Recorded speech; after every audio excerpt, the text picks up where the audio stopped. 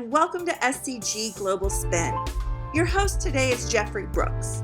Jeffrey is a partner at Adams & Reese and their government relations federal practice. Joining Jeffrey is Stacy Harvie. Stacy is a government affairs advisor at Adams & Reese and their government relations federal practice.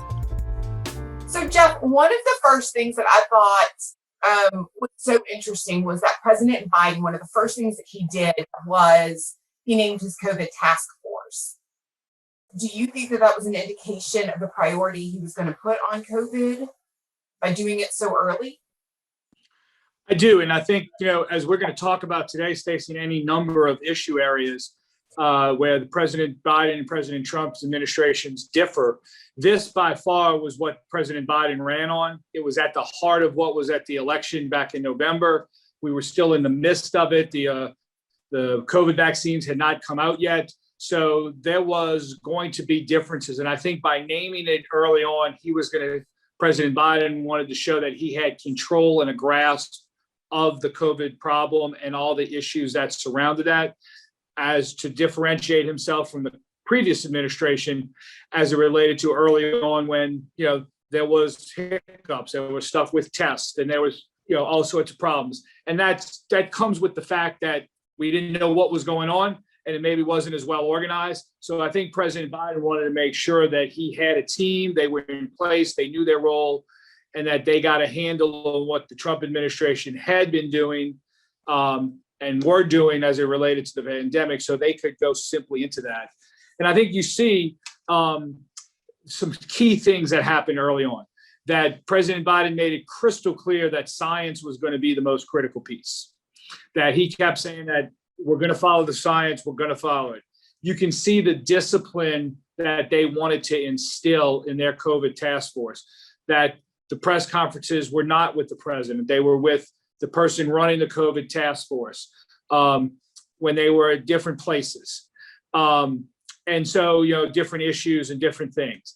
And then after that, I think the biggest piece too is that they knew issues were going to come up. They knew that new things were going to happen. They wanted to be prepared so it didn't look like they were flying at the seat of their pants. So having that team in place, they could take those problems, anticipate them a little bit better, and make the change. But in addition to that, there was some big things that President Biden did on his first day in office on COVID, as you well know. He rejoined the World Health Organization that the Trump administration had pulled out of. They immediately introduced a bill for a $1.9 trillion stimulus. That did pass by reconciliation, but it did pass. And it passed, and it's just starting, some of those dollars are starting to trickle out at this very moment right now.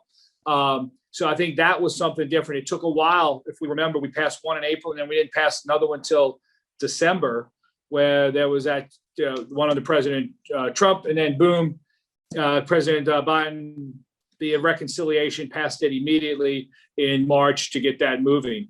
I think things that you saw him do that were a little bit different. He expanded the tax credits, the child income tax credits. He expanded the unemployment tax credits. Now that's being something that we're talking about right now with jobs reports and stuff like that. You saw him create what they hadn't had before. Big difference was state and local aid. They had given some initially, but they did $350 billion for local municipalities, from local governments to states to parishes to counties. They gave those in direct dollars to those individuals that are starting to do in two different tranches of money. So I think that's a big difference. And finally, I think you saw him do a restaurant fund in that COVID bill, where all these restaurants may have gotten some PPP money that I'm sure we've talked about before and others have heard about, but it was a specific fund for restaurants. And then they created what's called a shuttered venue program, where a lot of these places that had been shuttered from music, from art, from museums, from zoos, they created a program that these individuals by priority could go and apply for to try to recoup some of the losses. It wasn't be full, but it was something that they could do to keep them going. I think one of the other interesting things about the COVID task force was the regularity. And that was one of the differences. It's usually about 3 times a week. And it's just a much more organized thing. So I agree with you. I think that was such a priority. Much more discipline. There's much more discipline. I think that's the one thing that I think take away that the Biden administration has with these Yeah, and you can see the visual. It's one person in the middle, the people on the sides. They're not in the White House press briefing, and there's a message. They're staying on message. They're not taking many questions. They're getting what they want out, and they're going. So you and I both know that when a new administration comes in, they are going to issue, a ton of different executive orders.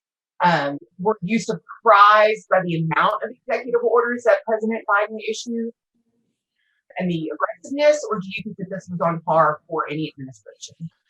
No, I think saying it's on par for any administration, I think it's not a fair statement. I think head and shoulders above, the president made a commitment when he ran for office to his voters, and he said this in every debate and everything else, whether you agreed with it or not. He did live up. He said he lived up to what he said he was going to do. There were going to be policies on day one that he was going to reverse of the previous administration, and he set out to do that. And by large numbers, from Bush, Obama, and from Trump, President Biden had, well into the 60s, in 60 number of executive orders. They had, in the first 100 days. We're talking about, 10, 15, maybe 20 at the most for the other presidents individually. So yes, head and shoulders above that he was doing that. And there was some pretty stark things that happened really early on. And there was some of the big issue areas that I think everybody probably paid attention to. Well, I think, first and foremost, probably climate. I think climate was the biggest thing. And I think you'll agree with me that, when you saw some of the early appointments, you can see the difference that President Biden said, look, climate change is going to be one of our things that we're going to do throughout our administration. And you see that every day now. He's 6 months in, and, every agency has both a person who handles climate issues, and they're looking at climate related issues when they're making bills, making decisions, making grants. And so I think that's going to be something that's continual throughout. I think he also put some climate hawks in to positions of power in the administration. Secretary of the Interior, Gina McCarthy, who used to head the EPA under President Obama, now climate czar. And then you got, John Kerry, in addition to that, a special envoy for that. So, and then the big climate, the Paris Climate Agreement. First day, he said he was going to do it, and he did. He went ahead and proactively put that in so that the United States could be in a position to rejoin the Paris Climate Accord. And that's what what John Kerry is going to be doing, is the special envoy going to these countries and working with them on that. You can see that he's made commitments dollar-wise as well. There were billions of dollars that the president made a commitment to put back into the Paris Accord for developing nations to reach some of the goals that the Paris Climate Accord has. I think the other thing is that's on the proactive side that he did. I think what he also did, and he made all of his supporters wanted this, especially the environmentalists, he made some key decisions early on. The Keystone Pipeline is one. He stopped that from happening. He put an executive order that stopped it. I think that was a big one, and I think it got a lot of press. I think it also had a lot of people in, the Midwest and Pennsylvania and places like that who working on that pipeline as it was finishing. They were out of a job, on day one. And I think that's something that you've seen in the media that has played out, as to they not having a job, they want to retool to solar, because that's what the Biden administration wants to look to, more renewable, wind, solar, other electric type of things. And I think, for the folks in the oil and gas industry, which is in the southeastern part of the United States, and they basically, the Secretary of Interior has a moratorium on all new permits, and they are not issuing any. There have been 2 sales of leases, and they say we have enough. We're not issuing any more sales, and there's been no movement on certain permits. And just yesterday, the Biden administration signed another executive order stopping the Arctic National Wildlife in Alaska. There had been a sale in the waning days of the Trump administration for the rights, not the drilling, not that they were actually drilling today, but the rights to drill in that part of the world. And the Biden administration repealed that and stopped that and canceled all the sales and anything that happened from them. So those are some pretty stark things on the climate. The other piece is immigration. And I think you'll agree with me that immigration was and continues to be something that was big in the Trump administration and in the Biden administration as well. And they're completely different in how they're approaching it. I think President Trump wanted to build a wall. That was something he campaigned on, and he got so many miles, 450, I believe, of new border wall miles in addition to the other things. And on the first day in office, President Biden made a commitment to reverse a lot of the decisions. He made a commitment to make DACA permanent for those individuals, those dreamers who are here in the United States already. The family separation at the border that was happening with President Trump when unaccompanied minors came in. There were probably around 200, there were almost 2,000 unaccompanied minors that hadn't been reunited with their parents. The Biden administration made a big commitment to change that. And then also some of the other things, Census Bureau was not asking. And the travel bans. The travel bans, absolutely, on the Muslim countries, even though the United States Supreme Court found those to be valid. President Biden put a kibosh on those and stop that from taking place. Obviously stopping the construction wall, any and all funding, whether it was reprogrammed or direct appropriations for the wall, they stopped that from happening. And then also, I think that you're going to see a couple more things that are happening now. The president also signed an executive order prohibiting ICE or a moratorium on ICE doing deportations for a certain period of time. Now, the court has stepped in and has invalidated that to some degree, but you're not seeing ICE doing the deportations that they did under President Trump. They're much more limited in scope in what they can do. It's only on those type of individuals who have multiple felonies and have a national security issue. That was an expanded version under President Trump. And I think finally, you see in this recently is Title 42, which is a provision in the immigration law that President Trump invoked for COVID that would prevent countries from sending people to the United States. And that would be another limiting factor. While that has not been revoked, I think they are talking about that. You hear rumors of that. And just yesterday, again, he issued another executive order, the Remain in Mexico policy that the Trump administration had gone ahead and negotiated with Mexico and some of the other triangle countries down there, the Central American triangle countries. They had a negotiated agreement that when those folks coming for asylum were going to make application, they'd have to stay in Mexico, come to the port of entry and make that determined, not just come to the United States and get a court date. President Biden and Trump differ greatly on that as well. So, I think you and I both agree that there's no greater sign of this than their spending priorities.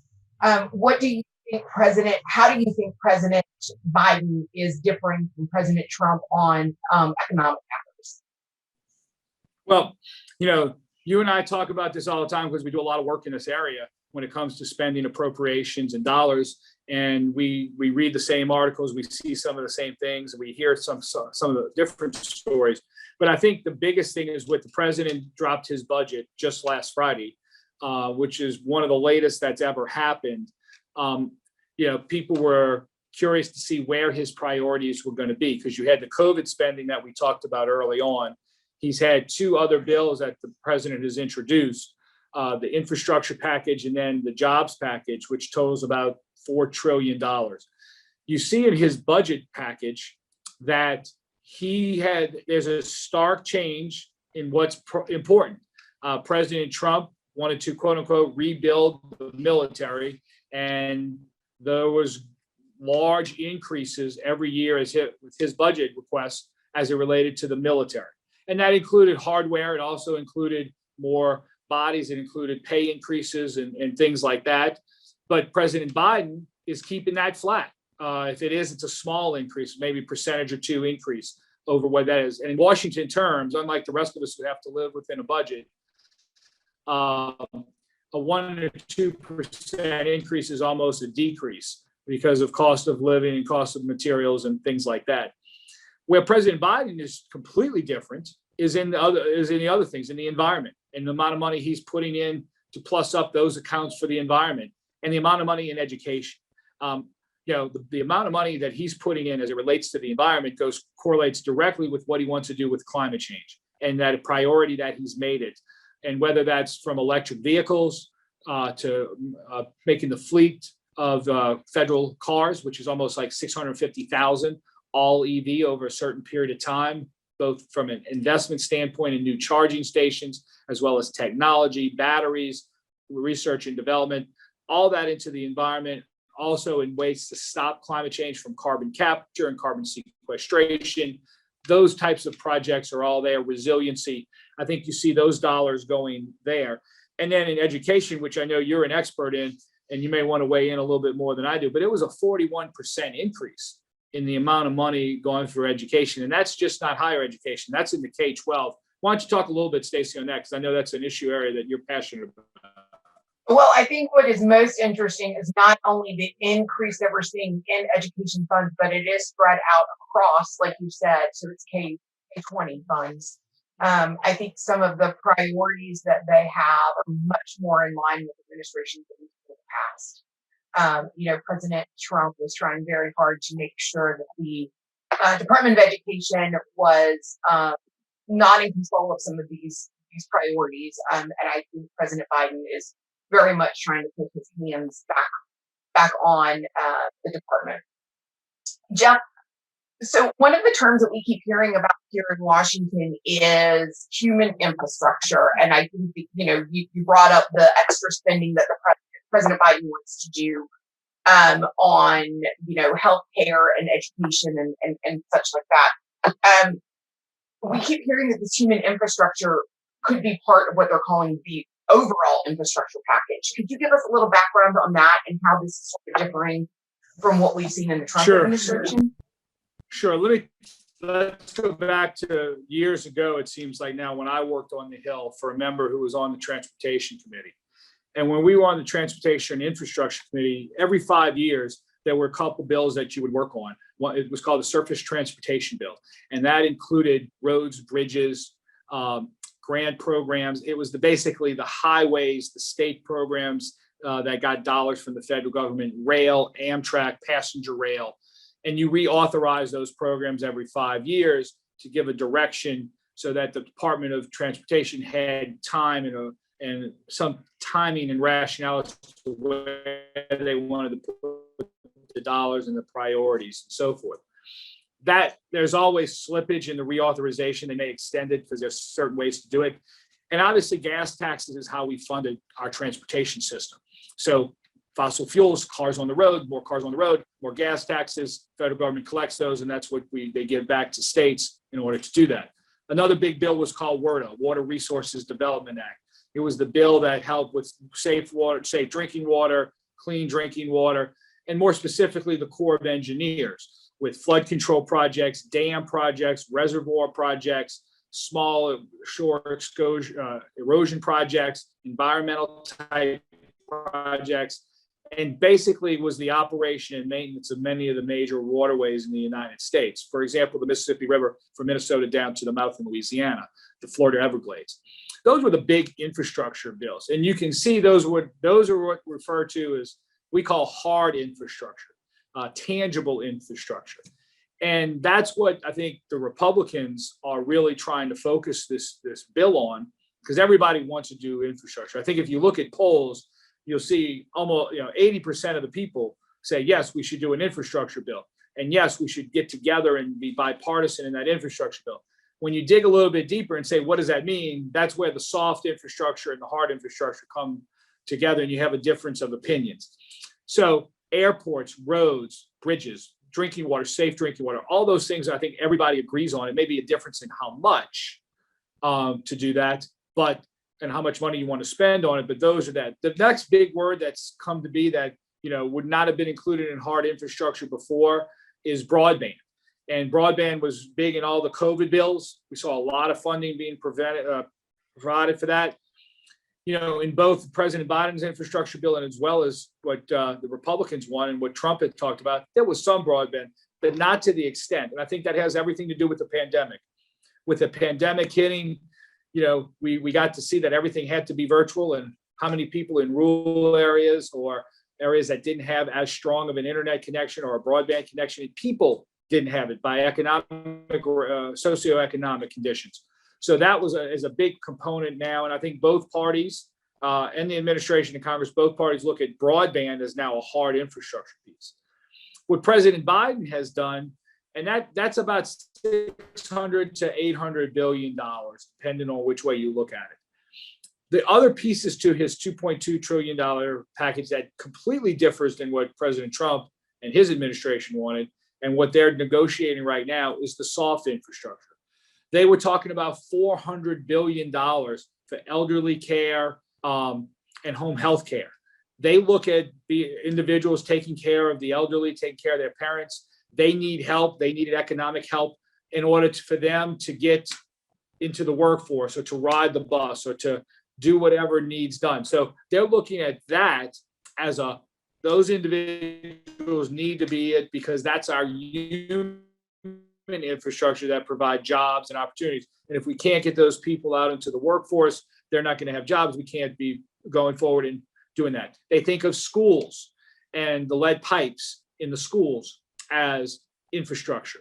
And that's in addition to the dollars that President Biden's administration provided early on in his, back in March with the funding for those things. That's hard infrastructure for them, what they're looking at that. And then you've got multiple other things from research and development, manufacturing, and it's a lot of the soft pieces, as some people are calling them, that aren't the roads and the bridges and the airport. They're the components that utilize those, use them, and so forth. So that's the definition of it. And I think that they've got to settle on the definition before they can actually settle on how they want to pay for it. And I think you and I talked about this a little bit the other day as it relates to how they differ on how they want to fund it. And that's a big thing. So Republicans don't want to increase corporate income taxes. They don't want to increase the taxes at all and don't want to touch a 2017 tax package that President Trump passed. The Democrats think that corporations need to pay more, and they want to increase the corporate tax from 21 to 28% and use that differential to pay for it. They want to put a tax on individuals making over $400,000 or more and go back to the individual tax brackets that President Bush had in place, not the ones that President Trump had, where the top tax under President Trump's 2017 bill was 37.2. They wanted to go up to 39.4, I believe. So it makes the top 1% pay more. They're also looking at a minimum tax on overseas profit that they want to have in place that they believe they can raise to get more dollars into that. Republicans are looking at reutilizing dollars from the COVID bills that haven't been spent. They're looking at user fees, especially if and I think, we had seen where recently in the electrical vehicle market that there are certain car companies have come out recently and said, we're going to get rid of all our fossil fuel cars by 2040 or 2050, 2035, and we're only going to have electric vehicles. Well, if you have electric vehicles, you're not using fossil fuels, you're not getting gas, you're not paying into the gas tax. We're going to have less dollars for roads, but we're going to have the same cars and maybe more on those roads. So they're talking about a user fee, a fee that says, hey, if you have an electric car, you're going to have to pay $700 a year. That's what you used to pay in gas.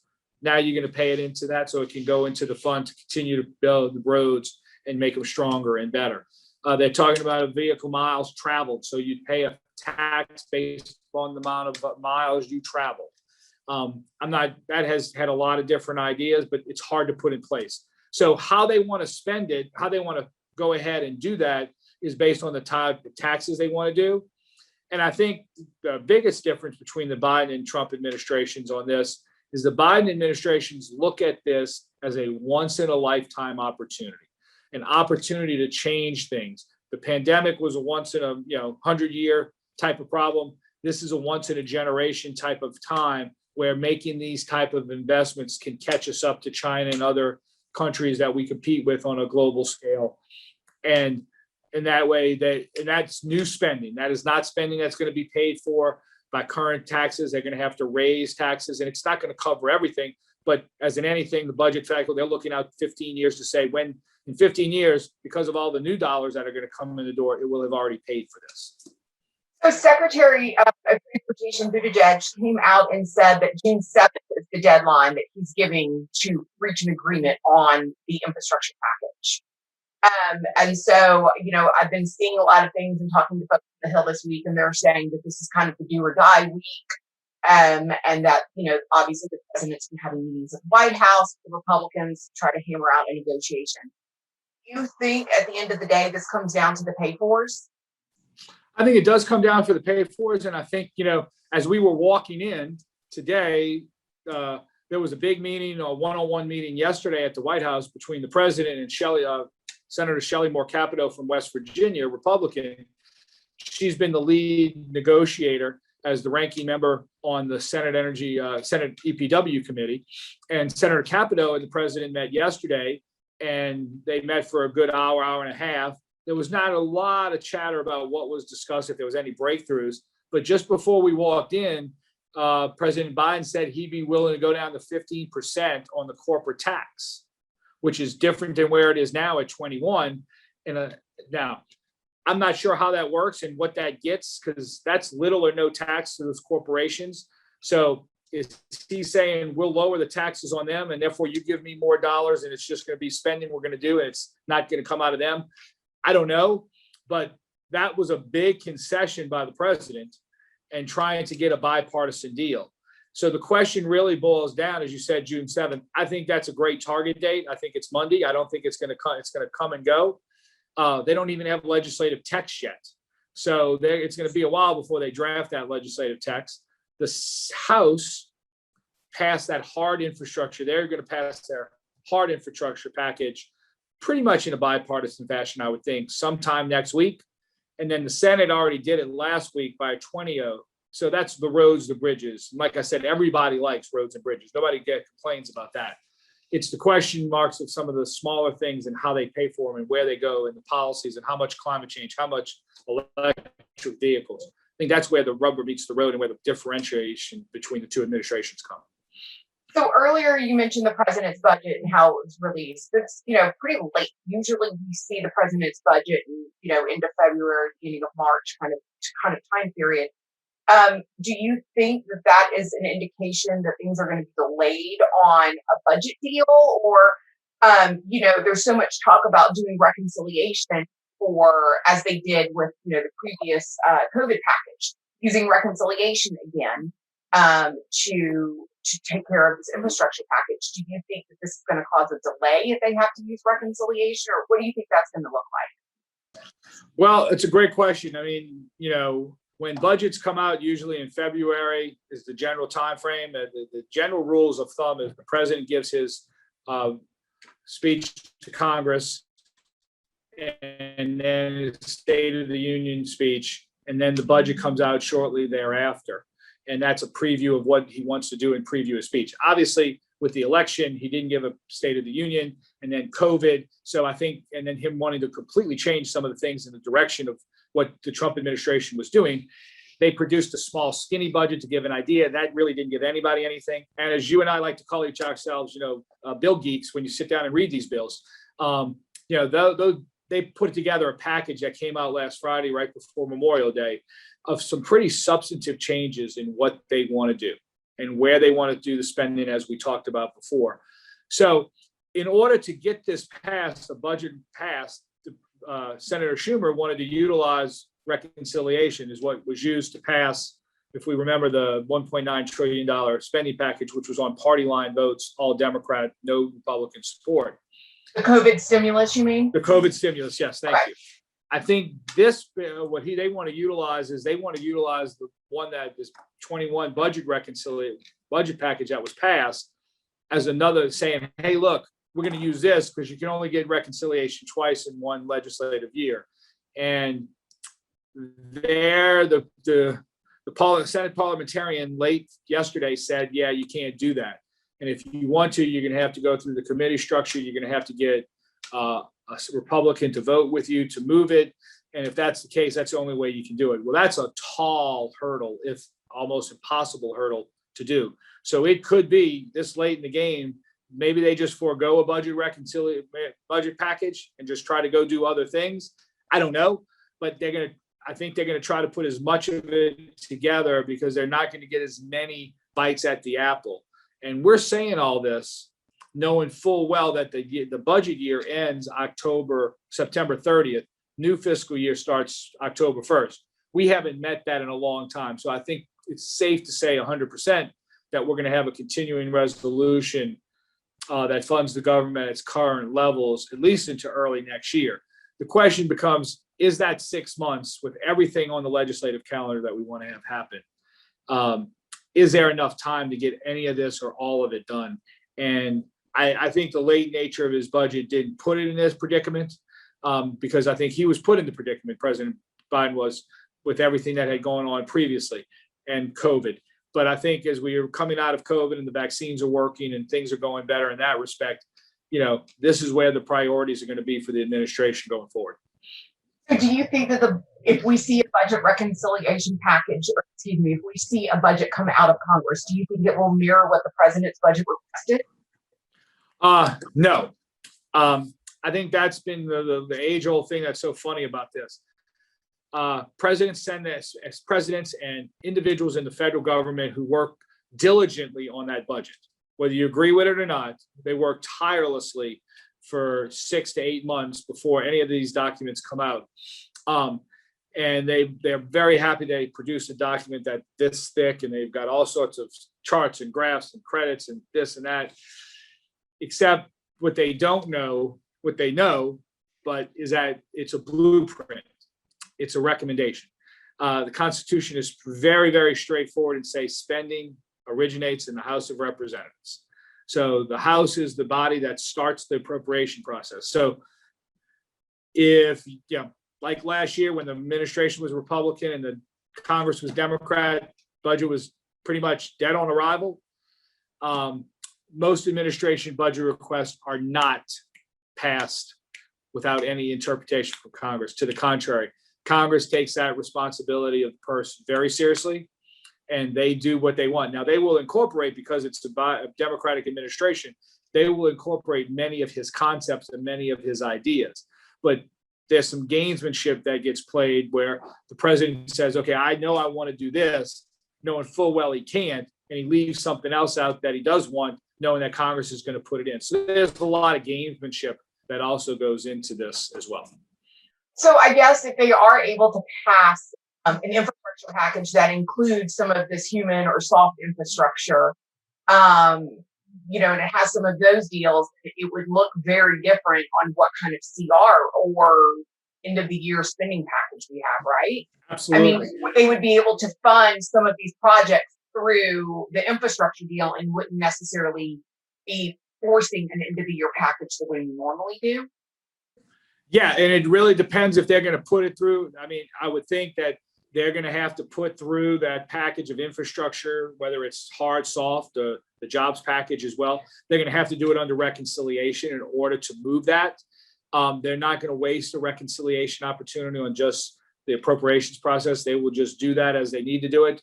And they can prevent certain things and have certain things happen. But I think the biggest piece is the jobs package and the infrastructure package, and to watch whether and how they do that. I mean, there's multiple schools of thought. One is that they find a bipartisan approach to the hard infrastructure and pass something that's bipartisan and get a win for everyone. And then the Democrats say, okay, now that that's over with, we've got all these other things on our jobs plan as well as the soft infrastructure.